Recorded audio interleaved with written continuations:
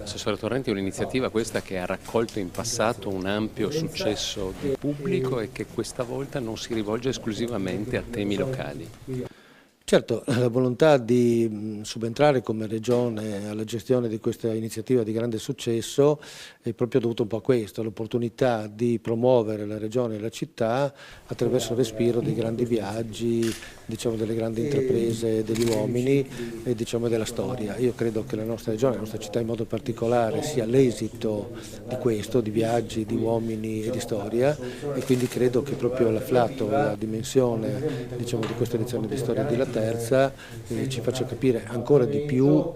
diciamo, la nostra città, la nostra storia, di quanto magari limitandoci a esaminare diciamo, il nostro patrimonio e la nostra storia locale. Quindi credo che ci sta bene e credo che abbiamo fatto bene a dare una risposta ai cittadini che chiedevano a gran voce la continuità di questa iniziativa,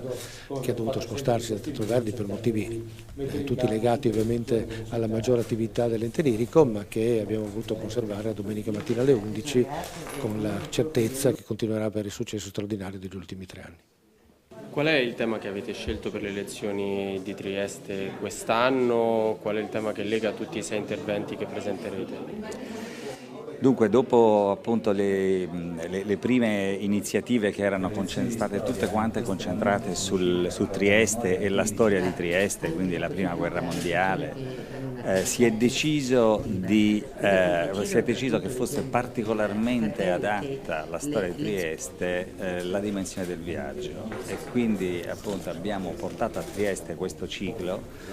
in 6 lezioni, che partirà dal viaggio per eccellenza, quello di Ulisse, con uno splendido racconto che sicuramente ci farà Eva Cantarella nella data di inizio, che è il 29 di ottobre, e che si concluderà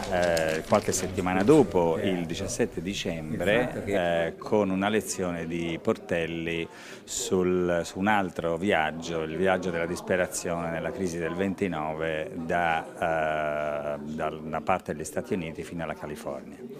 Mi piace molto segnalare in particolare la presenza di 2 lezioni che si collegano più direttamente a Trieste e alla sua storia,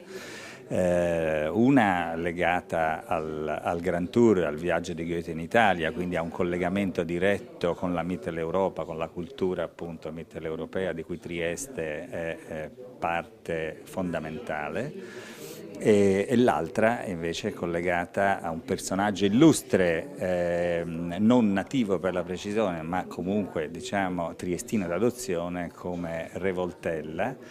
che come tutti sanno a Trieste appunto è stato personaggio chiave per l'apertura del canale di Suez, un'operazione naturalmente, un intervento che ha cambiato la storia del mondo. Qual è stata la risposta nelle edizioni precedenti della città alle lezioni che voi avete già portato qui? La risposta è stata per noi assolutamente, non ho altro termine che incredibile, nel senso che per 3 edizioni consecutive noi abbiamo avuto sempre 1000 posti, cioè praticamente il Teatro Verdi pieno fino a Loggione,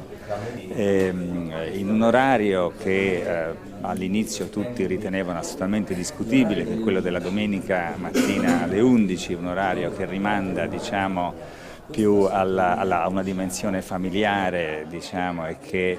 si potrebbe immaginare non idoneo, diciamo, ad ospitare, a proporre una lezione di storia. Le cose hanno funzionato molto bene. Nei primi cicli appunto che erano più collegabili alla storia di Trieste, la cosa si poteva ritenere scontata. Già dal terzo ciclo, che si intitolava La storia nell'arte, in cui quindi avevamo abbandonato la storia di Trieste, avevamo però avuto la netta sensazione che a Trieste l'interesse fosse per la storia tout court e non solo per la storia di Trieste. Questo Trieste lo ha già dimostrato e noi siamo sicuri che lo dimostrerà anche quest'anno col ciclo sul viaggio.